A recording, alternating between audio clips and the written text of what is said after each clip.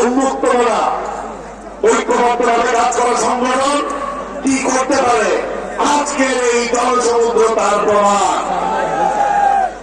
দক্ষিণ চট্টগ্রামে আজকে থেকে শুরু হলো ঐক্যের সমাজ, ঐক্যবদ্ধ থাকবে দক্ষিণ জেলা বিএনপি ইনশাআল্লাহ।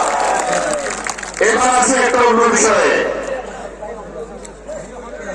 বাংলাদেশে আজকের দিনে যদি চায়ের দোকানে হাট বাজারে কাউকে জিজ্ঞেস করেন বাংলাদেশের আগামী প্রধানমন্ত্রীকে, মানুষ কি জবাব দেবে?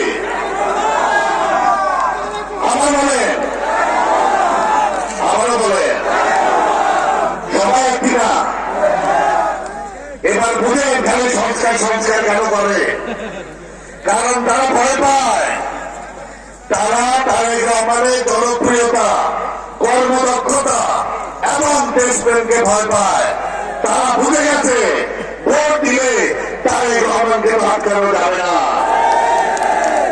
কিন্তু একটা জায়গায় হিসেবে গড়বড় হচ্ছে, যে নেতা ভাইয়ের জানাজা অ্যাটেন্ড করতে পারেনি, অসুস্থ ভাইয়ের সাথে 7-8 বছর দেখা করতে পারেনি, সে কিন্তু আপোষ না করে 2025 সালে 24 সালের আগস্টের 5 তারিখ বাংলাদেশিদেরকে স্বাধীন করে ছেড়েছে। এর প্রতিদান কি বাংলাদেশিরা তাকে দেবে না? বাংলাদেশের বিএনপির নেতাকর্মী তাকে দেবে না? অবশ্যই দেবে। 1971 সালে দেশ স্বাধীন করার পরে শহীদ জিয়া ব্যারেকে ফেরত দিয়েছিল, কিন্তু দেশে যখন বিপদ হয়েছে ওনাকে ব্যারেক থেকে মুক্ত করে রাষ্ট্রীয় ক্ষমতায় বসিয়েছে এই বাংলাদেশের জনগণ। ইলেকশন দ্রুত দেন, নির্বাচনের তারিখ ঘোষণা করেন, না হলে কিভাবে তারিখ ঘোষণা করে তারেক রহমানকে নির্বাচিত করতে হয় আমরা কিন্তু সেটা জানি। জনগণের শক্তিকে কখনো দুর্বল ভাববেন না। একটা কথা মনে রাখবেন, বিএনপি কোন পার্শ্ববর্তী দেশ, কোন বিদেশি দেশের শক্তির উপর নির্ভরশীল না। বিএনপি হচ্ছে আমাদের মা খালা, আমাদের বাচ্চাদের সমর্থনের উপর নির্ভরশীল দল।